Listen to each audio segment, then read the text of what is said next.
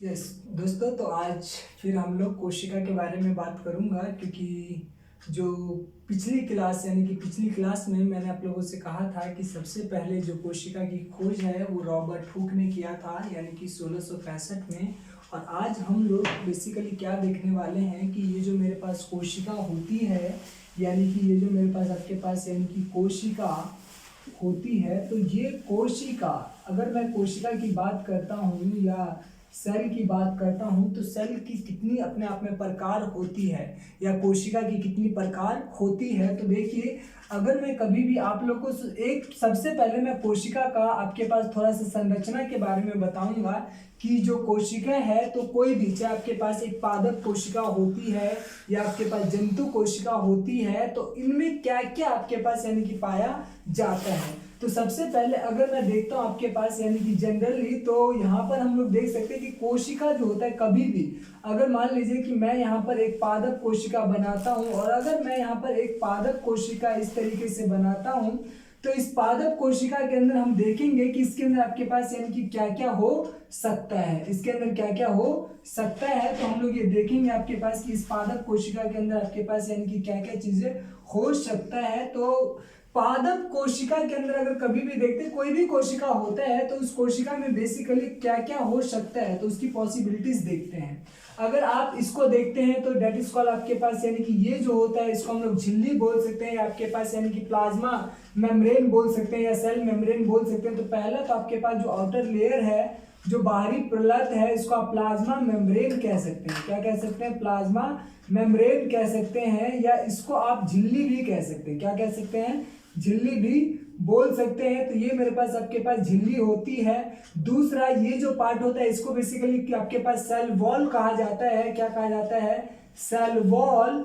और ये जो सेल वॉल है आपके पास, जिसको हम लोग कोशिका भित्ति कहते हैं, क्या बोलते हैं आपके पास? कोशिका भित्ति कहते हैं। और ये कोशिका भित्ति जो होता है, सिर्फ और सिर्फ पादप कोशिका के अंदर आपके पास यानी कि पाया जाता है। और तीसरी जो लेयर होता है, दैट इज कॉल्ड आपके पास ग्लाइकोकैलिक्स। तो ग्लाइकोकैलिक्स की लेयर, तो यहाँ पर बेसिकली आपके पास यानी कि ग्लाइकोकैलिक्स, तो ये ग्लाइकोकैलिक्स की लेयर होती है, जो आपके पास यानी कि 3 लेयर होती है। नाउ अगर आप अंदर की तरफ जाते हैं सेल के अंदर, ये वाला पार्ट क्या कहलाता है? तो आपको पता है कि कोई भी जो कोशिका होती है, उस कोशिका के अंदर कोई भी जो बेटा कोशिका होगा, उस कोशिका के अंदर आपके पास यानी कि 2 पार्ट होता है, एक साइटोप्लाज्म और एक आपके पास यानी कि न्यूक्लियोप्लाज्म।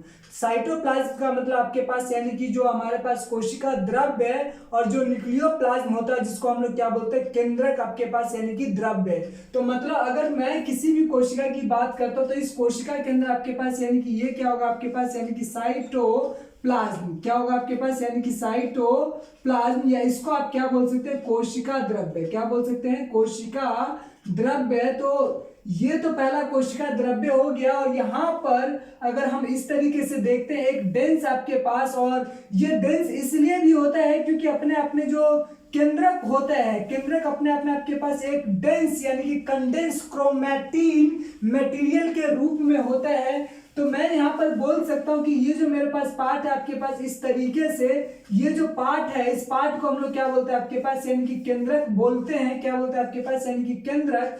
तो ये जो मेरे पास पार्ट है, इसको बेसिकली मैं क्या बोल सकता हूँ आपके पास? यानी कि न्यूक्लियस। क्या बोलूंगा? न्यूक्लियस। और ये जो आपके पास यानी कि न्यूक्लियस है, इस न्यूक्लियस को हम लोग क्या बोलते हैं आपके पास? यानी कि केंद्रक। तो ये हमारे पास केंद्रक है, और केंद्रक को जो कोशिका द्रव्य से अलग करने वाला जो पार्ट होता है, उसको हम लोग क्या बोलते हैं आपके पास? यानी कि न्यूक्लियर मेम्ब्रेन। क्या बोलते हैं आपके पास? यानी कि न्यूक्लियर मेम्ब्रेन। तो कहने का मतलब, ये जो मेरे पास आपके पास यानी कि जो परत है, डेट इज कॉल्ड आपके पास न्यूक्लियर मेम्ब्रेन। क्या बोलते हैं हम लोग इसको आपके पास? यानी कि न्यूक्लियर मेम्ब्रेन, या केंद्रक, झिल्ली भी बोल सकते हैं। तो ये मेरे पास क्या आ गया आपके पास? यानी कि केंद्रक झिल्ली। तो यहाँ पर जो आपके पास केंद्रक झिल्ली है, वो क्या आपके पास? न्यूक्लियस है। और क्योंकि जो केंद्रक होता है, केंद्रक के अंदर 2 आपके पास यानी कि झिल्ली होता है, एक बाहरी झिल्ली और एक आपके पास यानी कि अंतर आपके पास यानी कि झिल्ली। तो जो कोशिका जो होती है आपके पास वो दोहरी परत वाली आपके पास यानी कि अंग पाया जाता है कोशिका के अंदर। इसके अलावा आपके पास अगर देखते हैं तो कोशिका के बगल में आपके पास इस तरीके से एक आपके पास एंडोप्लाज्मिक रेटिकुलम यानी कि आपके पास यानी कि अंत्य आपके पास यानी कि जालिका आपके पास यानी कि अंत्य द्रव्य जालिका बोला जाता है। तो आपके पास ER हम लोग इसको बेसिकली इंग्लिश में क्या बोलते हैं आपके पास यानी कि एंडोप्लाज्मिक रेटिकुलम। क्या बोलते हैं? Endoplasmic reticulum. एंडोप्लाज्मिक रेटिकुलम कहा जाता है। आपके पास यानी कि अंत्य आपके पास यानी कि अंत्य आपके पास यानी कि द्रव्य आपके पास यानी कि जालिका। तो ये जो आपके पास अंतर द्रव्य जालिका होता है, तो अंतर द्रव्य जालिका जो होता है वो दो प्रकार का होता है, क्योंकि कहीं कहीं पर इसके पास आपके पास यानी कि राइबोसोम्स इस तरीके से लगे हुए होते हैं।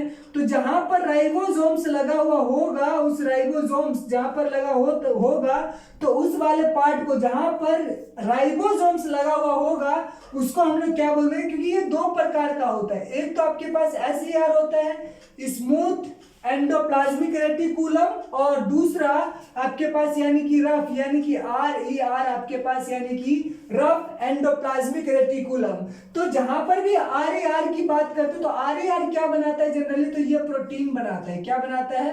प्रोटीन बनाता है। क्या बनाता है? प्रोटीन। और SER क्या बनाता है, तो ये बेसिकली लिपिड्स बनाता है, लिपिड्स और फैट्स का फॉर्मेशन करता है।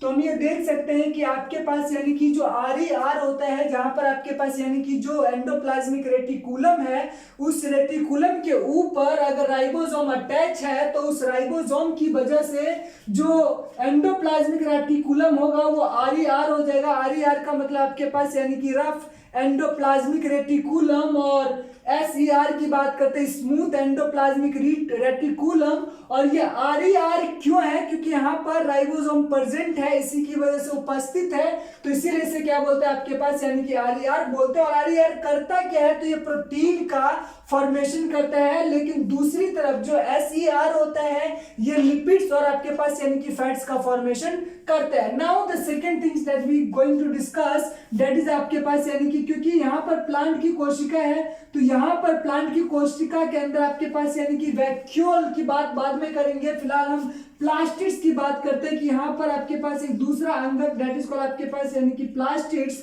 तो प्लास्टिड्स भी पाया जाता है। प्लास्टिड्स के अपने आप में टाइप होता है आपके पास यानी कि क्रोमोप्लास्ट आपके पास यानी कि क्रोमोप्लास्ट आपके पास ल्यूकोप्लास्ट और आपके पास यानी कि क्लोरोप्लास्ट। तो ये तीन टाइप का हो सकता है आपके पास यानी कि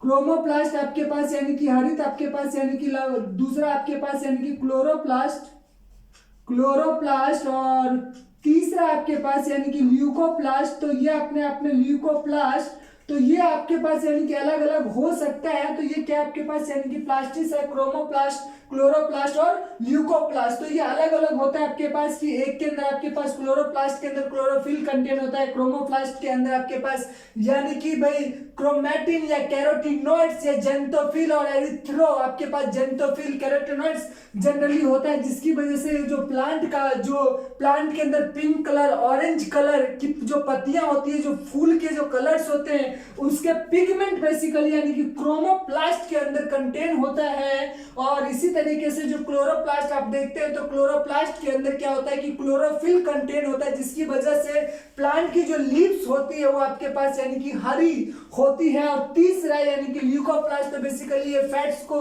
स्टोर करने का काम करता है, क्योंकि ये कलरलेस प्लास्टिक होता है, इसका कोई कलर नहीं होता।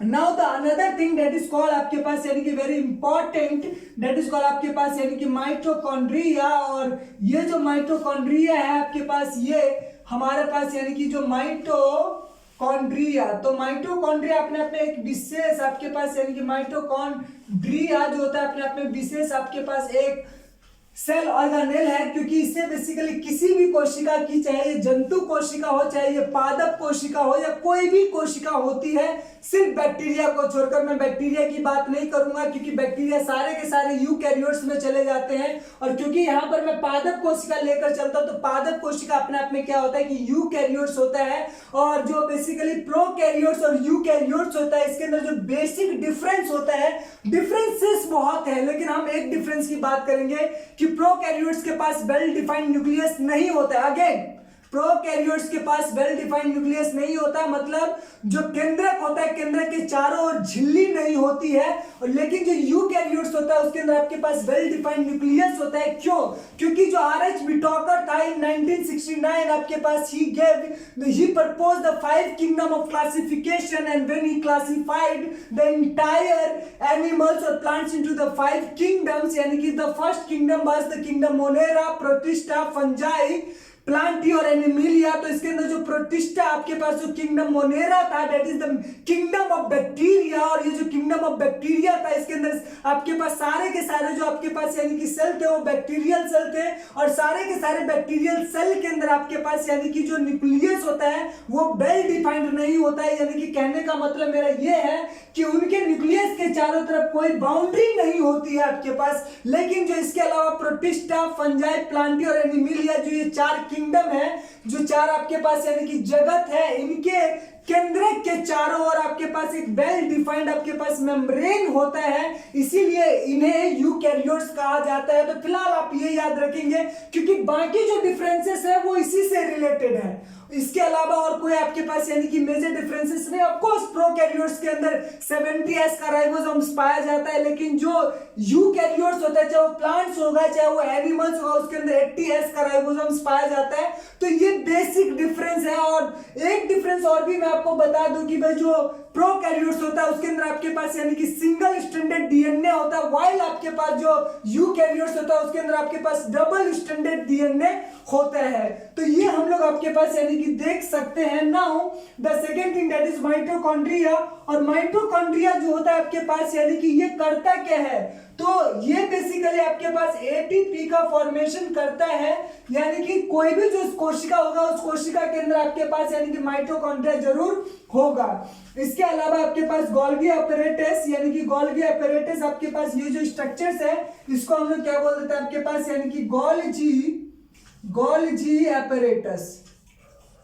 तो ये भी आपके पास यानी कि कोशिका के अंदर आपके पास यानी कि अंगक बेसिकली आपके पास यानी कि एक सेल ऑर्गेनेल्स होता है जिसे बेसिकली गोल्गी अपैरेटस बोलते हैं। और ये गोल्गी अपैरेटस बेसिकली क्योंकि इसकी डिस्कवरी सबसे पहले कोशिका के अंदर कैमिलियो आपके पास यानी कि गोल्जी ने किया था, इसीलिए इसका नाम आपके पास यानी कि गोल्गी अपैरेटस रखा गया। और इसका मेजर काम पैकेजिंग में होता है to the intracellular and extra cellular. Now the another thing that is we can discuss आपके पास यानी कि जो मैं यहाँ पर बात करता हूँ आपके पास यानी कि लाइजोसोम्स, और ये आपके पास यानी कि क्या होता है, तो आपके पास यानी कि